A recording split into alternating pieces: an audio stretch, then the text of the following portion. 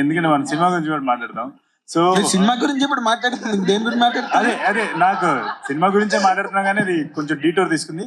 Sir ఒక మాట చెప్తాను సార్, ఒక యంగ్ టెక్నీషియన్ గా చెప్తా. Young technician who wants to take Telugu cinema to the world, to show what Telugu cinema can to add another dimension. So నేనేం చెప్తానంటే తెలుగు వాళ్ళందరికీ, అలాగే మీలాంటి విలేకరులకి రాసేటువంటి thumbnails మీలాంటి అంటే ఇలాంటి విలేకరు కన్నా సీనియర్ విలేకరులు సార్. ప్లీజ్. సో thumbnails రాసే వాళ్ళకి అందరికీ ఏం చెప్తానంటే ఒక చిన్న విషయం.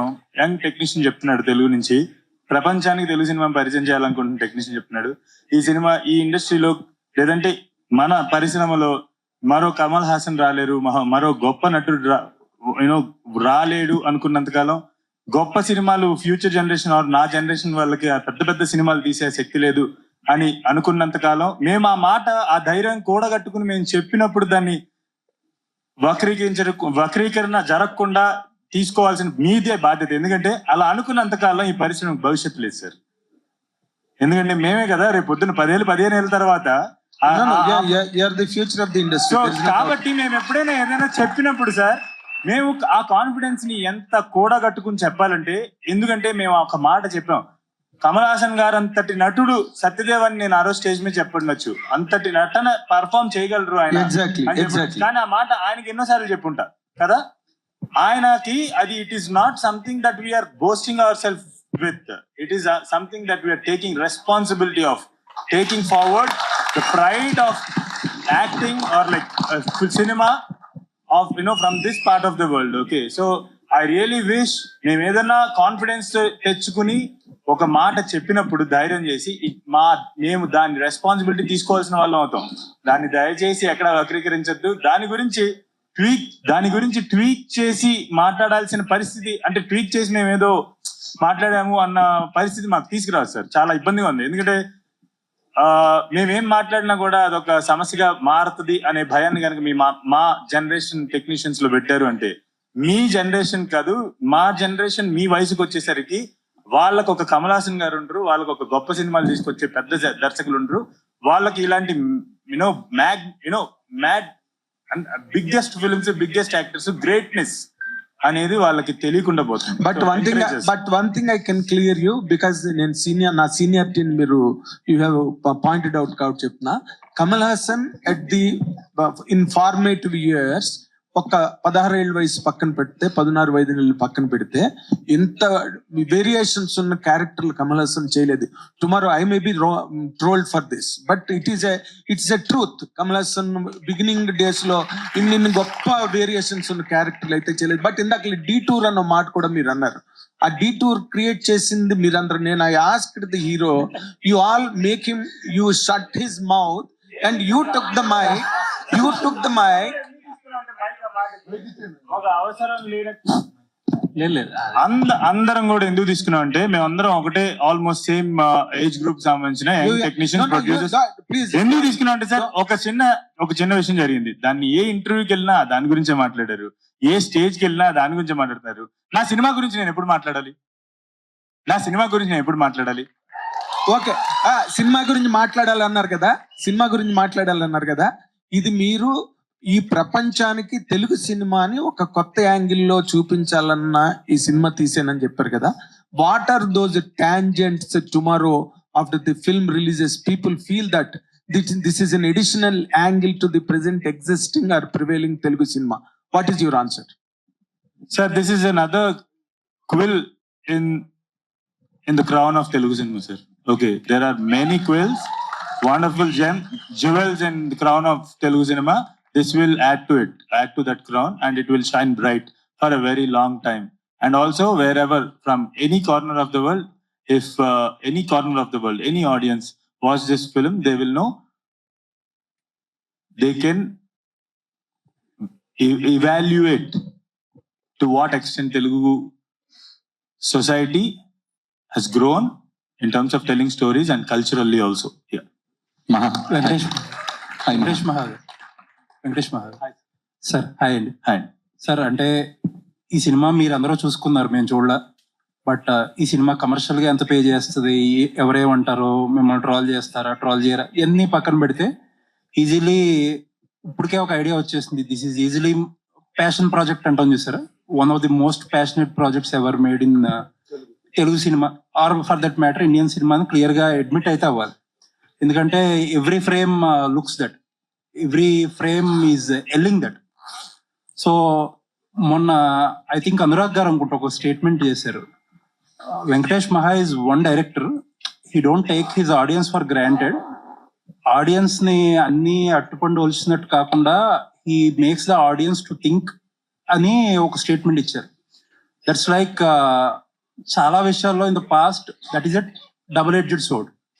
అంటే యావరేజ్ ఆడియన్స్ కి అర్థం అవుదా, లేకపోతే ఎక్కువగా ఎక్సెస్ గా ఇంటెలిజెన్స్ ఉపయోగించి చూడాలా అనే ఒక డౌట్ వస్తుంది. Can you explain what exactly? Sir, every time I make one film, this is a common question, sir. So when I make Care of Kanchapal also, Telugu audience అర్థం చేసుకోగలరా అని అన్నారు.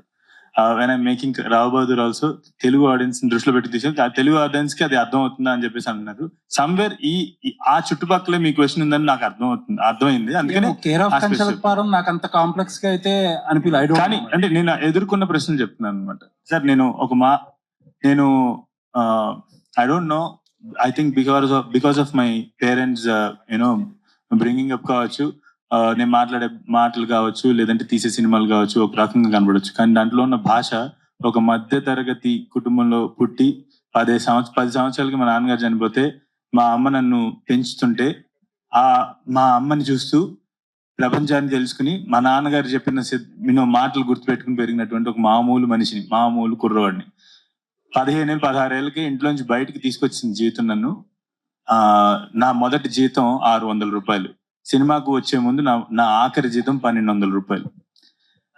ఇక్కడికి వచ్చిన తర్వాత ఇక్కడ I was working in Apollo health street, job చేసుకుంటూ ఇంక నేను సినిమాల్లోకి వెళ్ళాలి అని 19 ఏళ్ళ వయసులో సినిమాల్లోకి వచ్చి కృష్ణానగర్ లో ఒక ట్రక్ లోకి సెట్ బాయ్స్ ఎక్కించుకుంటుంటే, అన్నని ఎక్కడికి వెళ్తున్నారు, క్యూరియాసిటీ, అవుట్ ఆఫ్ క్యూరియాసిటీ, ఎక్కడికి వెళ్తున్నారంట, పవన్ కళ్యాణ్ గారి సినిమా సెట్ లో సెట్ వర్క్ వెళ్తున్నారు అంటే అని, వస్తావా అని చెప్పేసి అంటే, పేమెంట్ ఇస్తారా అన్న అంటే 150 రూపాయలు ఇస్తామని చెప్పేసి అంటే, జేబులో ఐడి ఉందని కూడా గుర్తుపట్టలేదు అతను.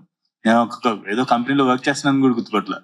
వెనక్కి తిరిగి ఐడి తీసి జేబులో పెట్టి ఆ ట్రక్ ఎక్కితే తీర్మాన్ రన్ సెట్ లో దిగాను.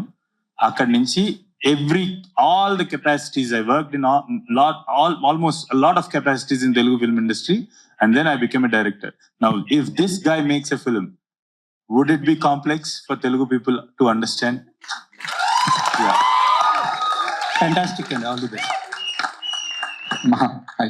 సో అంటే జిఎంబిని ప్రెజెంట్స్ అనగానే ఆబ్వియస్ గా మహేష్ బాబు రివ్యూ అనేది ఎక్స్పెక్ట్ చేసాము. కాకపోతే ఆయన more than review, it's like an experience of his అన్నట్లు షేర్ చేశారు. సో ఆయన తర్వాత మీతో మాట్లాడింది కానీ, లేదంటే very did he actually watch the film?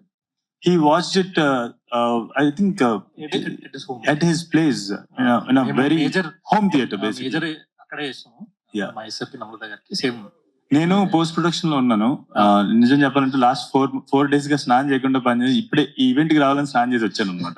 So actually ఒక గ్రూప్ కాల్ మొత్తం వర్క్స్ అయిపోతే ప్రశాంతంగా మహేశ్వరితో పెట్టాలని వెయిట్ చేస్తున్నాను. బట్ అక్కడ కాపీ, అక్కడ యుఎస్ నుండి అన్ని కాల్స్ వస్తాయి. But I actually wanted to tell you sir, నేను ఎక్కడ మహేష్ సార్ చెప్పాలనుకున్నంత, నేనే ఫోన్ ఆయన మాట్లాడాలనుకున్నా కూడా నేను ఫోకస్ చేయలేనంత స్పేస్ లో ఉన్నాను అనమాట, ఒక గంట క్రితం వరకు కూడా.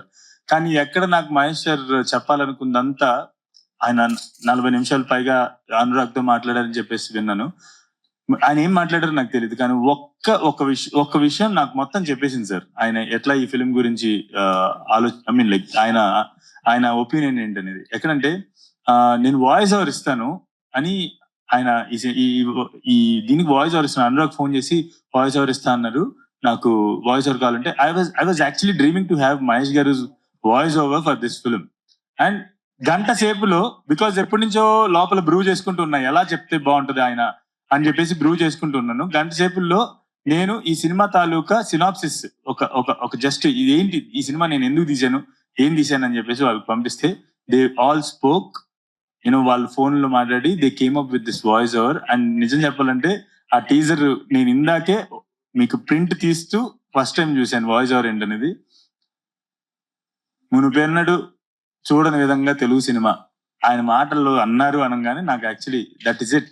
ఆ 40 నిమిషాల కాల్ నేను వినకపోయినా కూడా నాకు అక్కడితో ఆయన ఏదైనా కావచ్చు సార్. అంటే ఈ సినిమా ఏదైనా it's a pure psychological drama for a super star like that.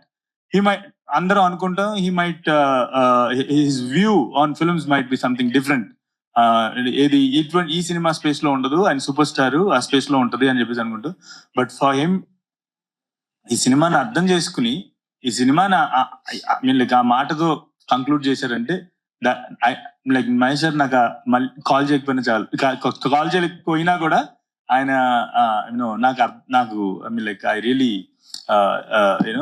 Call చేయకపోయినా ఆయన నాకు మాట్లాడకపోయినా కూడా నాకు ఫుల్ఫిల్మెంట్ అయితే వచ్చింది.